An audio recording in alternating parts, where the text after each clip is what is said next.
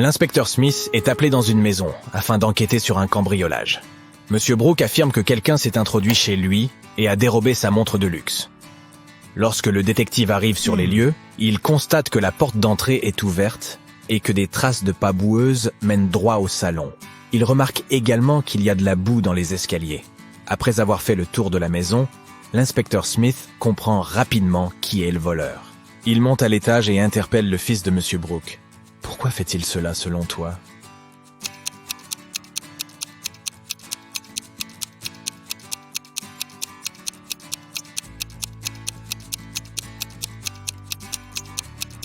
Le détective a remarqué qu'aucune trace de pas ne sortait de la maison, ce qui ne pouvait qu'indiquer que le voleur se trouvait encore à l'intérieur.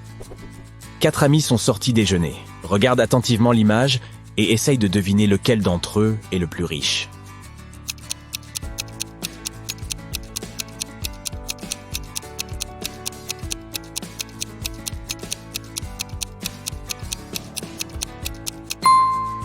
C'est celui de droite. La première personne a un faux iPhone. Ce n'est donc pas elle. Ensuite, son voisin porte des chaussures déchirées, ce qui signifie qu'il n'a pas les moyens d'en acheter de nouvelles. Le troisième ami a un portefeuille tristement vide. Il va probablement demander à un ami de payer sa part de l'addition. La quatrième personne, quant à elle, a plusieurs cartes de crédit noires, ce qui signifie qu'elle est la plus aisée. Freddy se rend au château près de chez lui pour restituer un chat qu'il a trouvé. Il est accueilli par un vieil homme qui l'invite à entrer. Mais une fois à l'intérieur, le vieil homme se révèle être un sorcier maléfique qui enferme Freddy dans son donjon. Le terrible sorcier lui dit alors « Si tu parviens à accomplir les 3 tâches que je vais te confier, je te laisserai rentrer chez toi. Sinon tu resteras prisonnier ici pour toujours. Voici ta première tâche. Aide-moi à retrouver mes lunettes parmi tous ces légumes. Peux-tu aider Freddy ?»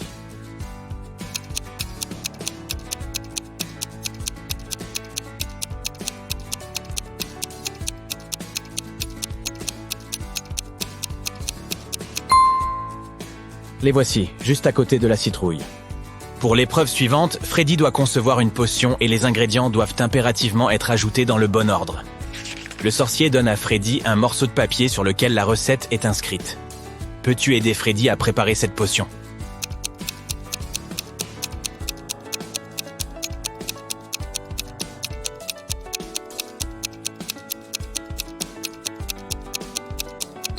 Il faut se fier à la couleur finale de la potion. Tout d'abord, tu dois ajouter du curry pour que la solution devienne jaune. Ensuite, tu ajoutes des myrtilles pour qu'elles prennent une teinte verte. Enfin, ajoute des tomates pour que la potion vire au brun. Bien joué, Freddy. La troisième tâche de Freddy consiste à retrouver un livre dans ce Capharnaüm. Tu t'en sens capable ?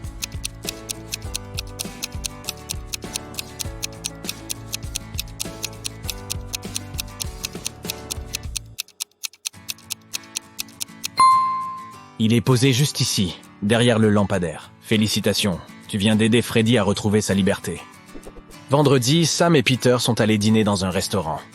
Après le repas, l'addition a été payée. Mais Sam et Peter n'ont rien déboursé. Alors qui a payé pour eux ?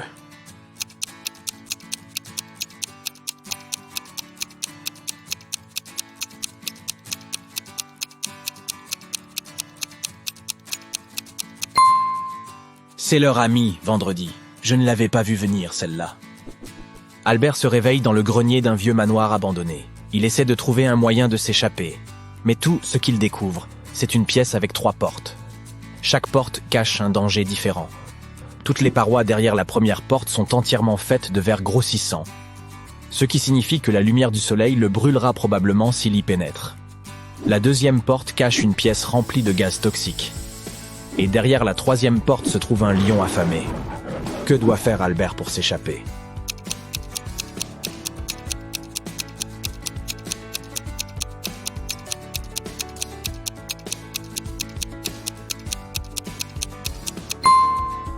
Il devrait attendre la nuit et passer par la première porte. Sidonie a raconté à sa mère que son équipe de gymnastique irait en excursion pour le week-end. Elle lui demande de l'aider à préparer son sac pour le voyage. Sa mère prépare tout ce dont elle estime que sa fille aura besoin. Lorsque Sidonie rentre de week-end, elle raconte à sa mère tout ce qui s'est passé pendant le voyage. Mais au cours de la conversation, elle lui demande pourquoi elle n'a pas pensé à lui donner de brosse à dents. Sa mère comprend immédiatement que Sidonie lui a menti sur l'endroit où elle a vraiment passé le week-end. Comment cela se fait-il ?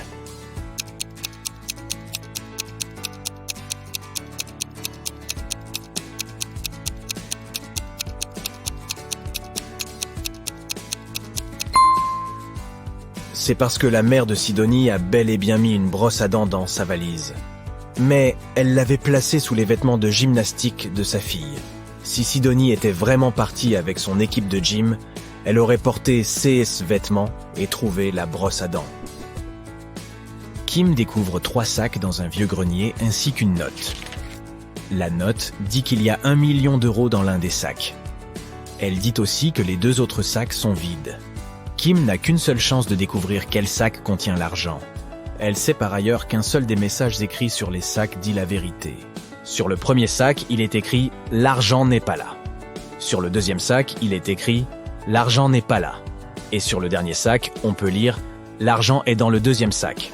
À la place de Kim, quel sac choisirais-tu ?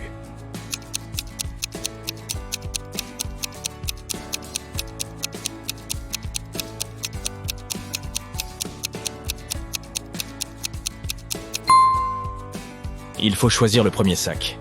Si un seul des indices est vrai, c'est forcément là que se trouve l'argent. Becca vient de rentrer d'un voyage de 2 semaines en Égypte. Au cours de son périple, elle a acquis une magnifique émeraude qu'elle veut montrer à certains de ses amis. Elle décide d'organiser une fête pour ses amis les plus proches. Le lendemain, elle s'aperçoit que l'émeraude a disparu. Becca décide immédiatement d'appeler un détective pour l'aider à retrouver le voleur. Elle lui montre les photos qu'elle a prises la veille. Le détective y jette un rapide coup d'œil et comprend très vite qui est le voleur. Regarde ces photos. Comment le détective a-t-il trouvé le coupable ?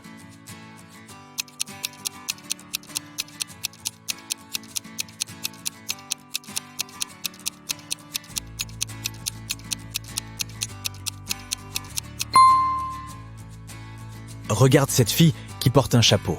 À 1h du matin, son chapeau est arrondi. Mais à 2h du matin, il devient curieusement géométrique, comme s'il épousait la forme d'une émeraude. Ce doit être elle la coupable. Regarde cette séquence de lettres. Quelles sont les 3 suivantes ?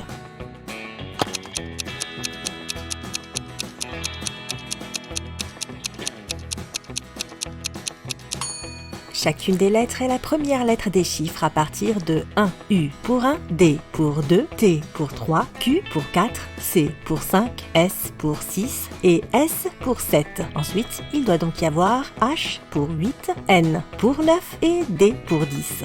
Regarde cette image et essaye de dire qui est le fantôme.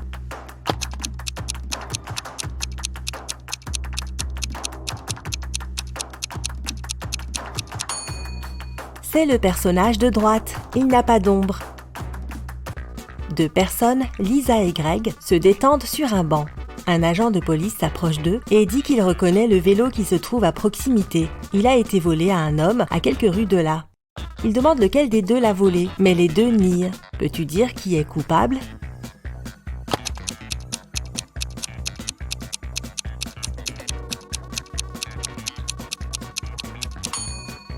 Regarde les empreintes de pas. Elles mènent du vélo à l'endroit où Lisa est assise. C'est donc elle qui l'a volé. Suite à un accident, Sarah a des pertes de mémoire. 3 hommes viennent lui rendre visite. Son frère jumeau, son cousin perdu de vue depuis 10 ans, et un type de l'école qui l'aimait bien, mais à qui elle n'a jamais parlé. Jette un coup d'œil à leur portefeuille et essaye d'identifier le frère de Samara.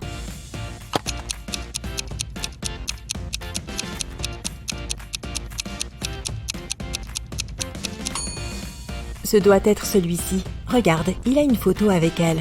Un ex-camarade de classe n'en aurait pas, et un cousin perdu de vue non plus, car la photo n'a pas été prise il y a longtemps.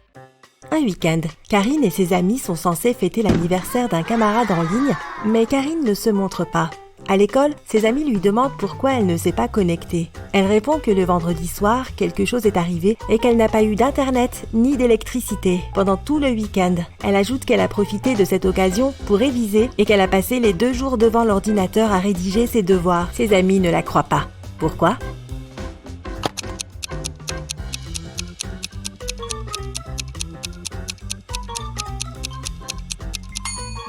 S'il n'y avait pas d'électricité, elle n'a pas pu travailler sur son ordinateur. Un ordinateur de bureau ne fonctionne pas sans électricité et un ordinateur portable ne tiendrait pas 2 jours sans être chargé. Éléonore a accidentellement envoyé un message à sa sœur au lieu de sa meilleure amie et ne veut pas que sa sœur le voie. Elle lui vole son ordinateur portable et essaye de supprimer le message. Cependant, l'ordinateur portable nécessite un mot de passe. Heureusement, il y a un indice. Maths 2, musique 2, histoire 7, 5, drame 2, 3. Quel est le code d'accès ?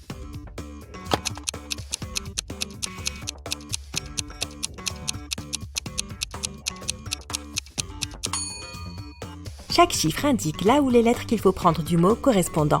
La deuxième lettre dans maths est A. La deuxième lettre dans musique est U. Les 7e et 5e lettres de histoire sont R et O. Et les 2e et 3e lettres de drame sont R et A. Le mot de passe est Aurora. Emma se promène dans la forêt et se perd finalement comme toujours. Elle tombe sur la maison de la sorcière. Elle entre, dit bonjour, caresse le chat et demande à la sorcière de la renvoyer chez elle. La sorcière lui propose un marché. Si Emma résout sa toute nouvelle énigme, elle l'aidera. Sinon, Emma restera avec elle pour toujours. La sorcière bande les yeux d'Emma. Il y a un nombre inconnu de pièces sur la table. 6 d'entre elles sont du côté face et les autres sont du côté pile. Les yeux bandés, Emma doit diviser les pièces en 2 tas de sorte qu'il y ait le même nombre de pièces côté face dans les 2 tas. Comment peut-elle faire ?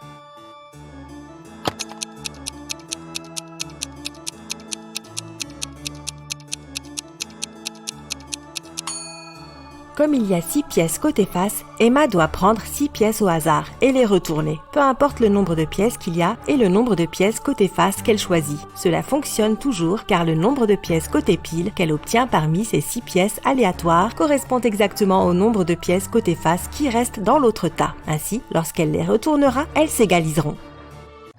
Estelle débarque sur une île pour y passer ses vacances. Là-bas, les locaux disent toujours la vérité et les touristes mentent en permanence. 2 filles s'approchent d'elle et l'une d'elles dit « Salut, je m'appelle Sylvie, je suis une touriste et voici Tessa, elle habite ici. Peux-tu dire si les filles sont des locales ou des touristes ?»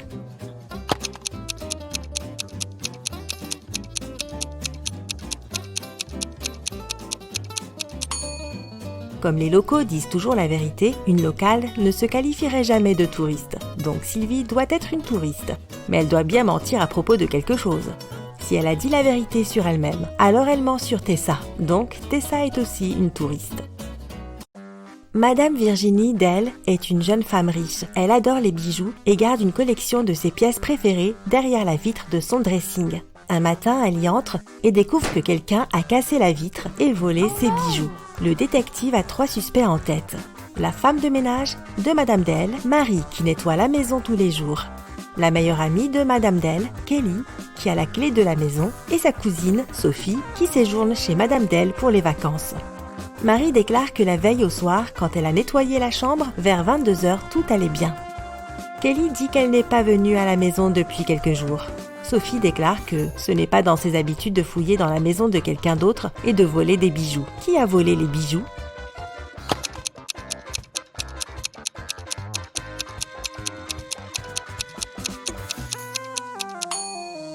C'est la femme de ménage. Il semble que juste après avoir cassé le verre et volé les bijoux, elle ait ramassé les morceaux de verre en faisant le ménage. Madame Dupont a appelé la police et a signalé que quelqu'un s'était introduit chez elle. Lorsque les policiers arrivent, ils trouvent la femme attachée à une chaise. Elle raconte qu'un homme portant un masque noir est entré chez elle et l'a attachée de façon à ce qu'elle ne puisse pas bouger.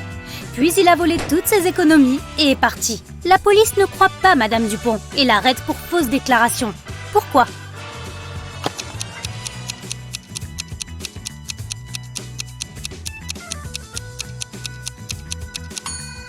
Si la femme ne pouvait pas bouger, comment a-t-elle réussi à appeler la police ? C'est l'anniversaire d'Hélène. Ses parents disent qu'ils ont un cadeau pour elle, mais elle doit d'abord le trouver. Pour aider la jeune fille, il lui donne une note qui dit « Ont deauka st sheka nezda al veka ».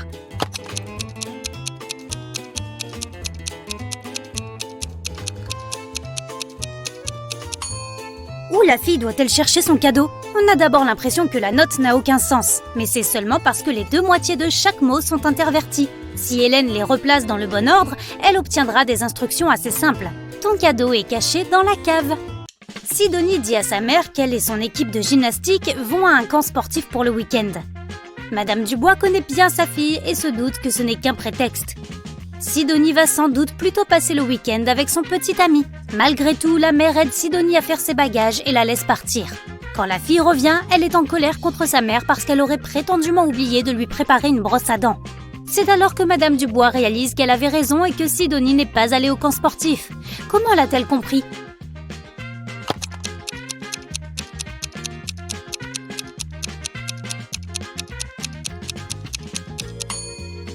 Lorsqu'elle a emballé les affaires de Sydney, elle a mis la brosse à dents dans le sac avec ses affaires de gymnastique. Si sa fille était effectivement allée au camp sportif, elle aurait ouvert le sac et trouvé la brosse à dents. Mais elle ne l'a pas fait, ce qui signifie qu'elle n'a jamais utilisé ce sac. Regarde ces personnes qui font leurs courses. L'une d'entre elles a volé une pastèque. Peux-tu dire qui est le voleur ?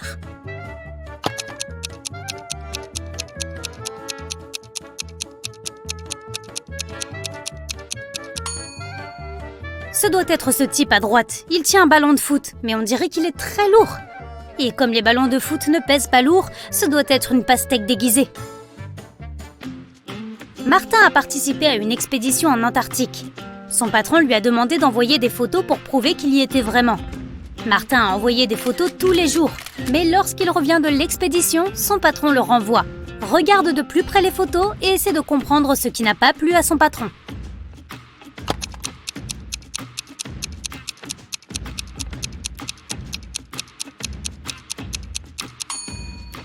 Martin a été envoyé en Antarctique, mais sur certaines photos, on peut voir des palmiers. Pas étonnant que le patron ait réalisé que les photos ont été photoshopées et que Martin n'y est pas du tout allé. Un vieil homme a une vue extrêmement faible. Il vit avec son fils, Marc, car il a besoin d'aide en permanence. Un jour, l'homme se repose dans son fauteuil pendant que son fils prépare le dîner. Soudain, Marc entend du verre se briser. Il court dans la pièce et s'aperçoit que la fenêtre est cassée. Il demande ce qui s'est passé. Son père lui dit qu'un type aux yeux noirs et aux cheveux noirs a jeté une pierre dans la fenêtre et l'a brisée. Puis il s'est enfui. Mais Marc ne croit pas son père. Pourquoi ?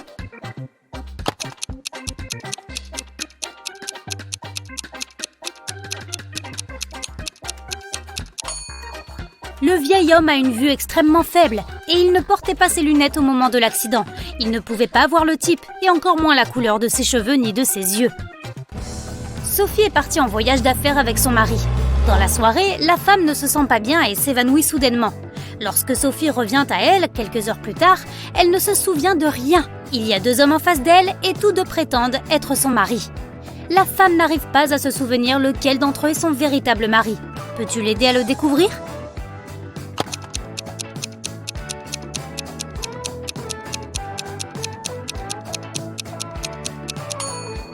Les époux étaient allés à une réunion d'affaires. C'est pourquoi ils sont tous 2 habillés en conséquence. Le type en sweat à capuche n'a pas l'air bien formel. Donc son mari doit être l'autre, l'homme qui porte un costume. Maintenant, cette autre femme, Suzanne, ne se souvient pas non plus de qui est son mari. Peux-tu l'aider ?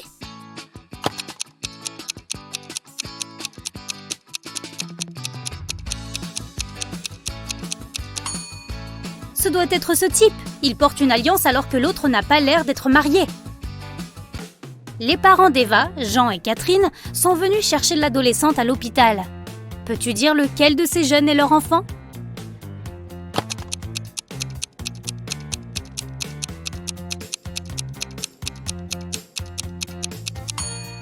C'est cette fille. Jean et Catherine sont les parents d'Eva.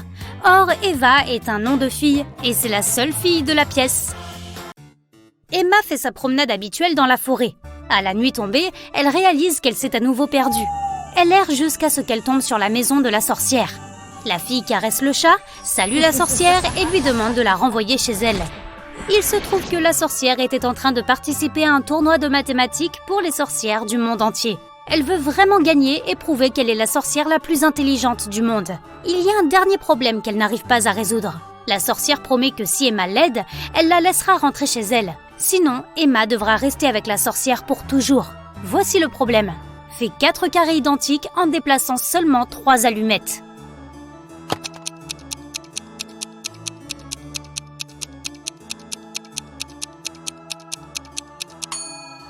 Il suffit de déplacer ces 3 allumettes. Cela fonctionne et Estelle peut rentrer chez elle.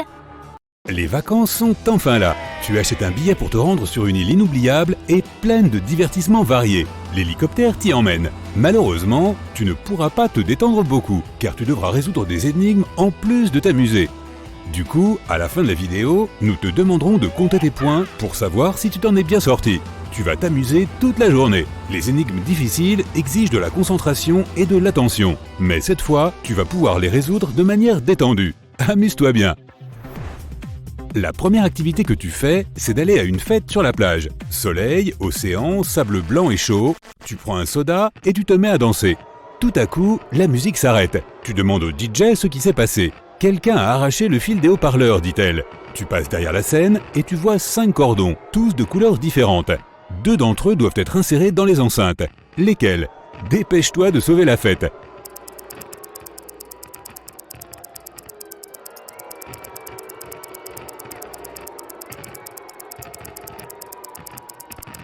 Rouge et vert. Il y a des marques indiquant les couleurs correspondantes dans le coin gauche de chaque enceinte. La fête continue. Tu es fatigué et tu as faim, alors tu vas au restaurant. Il y a un énorme buffet avec des plats chauds. Tu prends 2 sandwichs et tu t'assieds à une table. Après un délicieux repas, tu décides de prendre des fruits frais pour le dessert. Tu arrives à la table avec des bananes, des pommes, des ananas et des kiwis. Certains de ces fruits ne sont pas frais. Lesquels? Et pourquoi donc?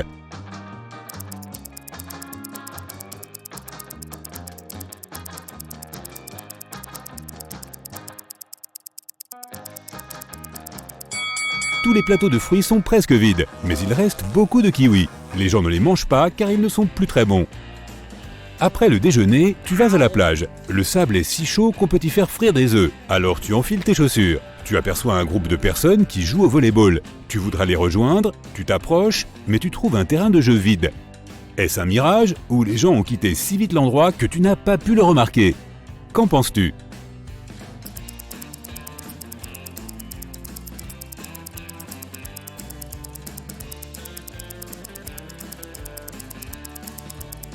C'était un mirage, puisqu'il n'y a pas de traces de pas dans le sable.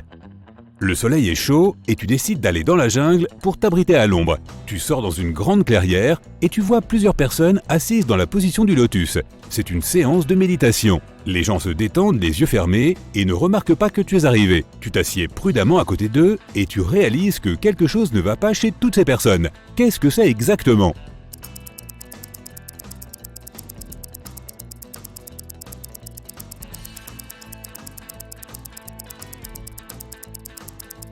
Ils ne sont pas simplement assis, ils flottent à quelques centimètres du sol. Qui sont-ils? Tu as peur et tu t'enfuis de cet endroit.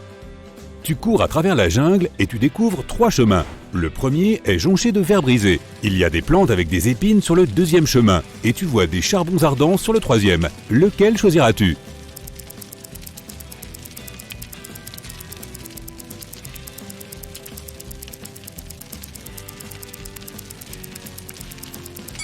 En fait, tu peux aller où bon te semble. Tu as mis tes chaussures sur la plage, tu te souviens?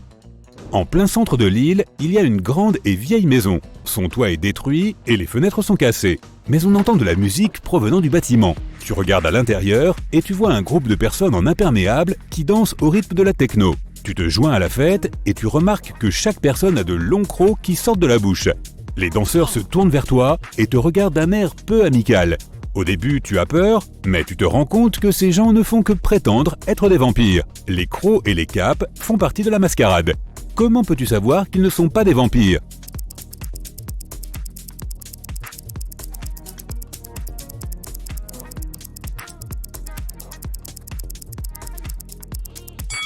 Le toit du bâtiment est démoli. La lumière du soleil entre à l'intérieur. Les vampires devraient en avoir peur. Tu continues à danser, mais à ce moment-là, oui, tu as une attaque de panique. Les danseurs ne sont pas des vampires, certes, mais ce ne sont pas des humains non plus. Qu'est-ce qui te fait dire ça?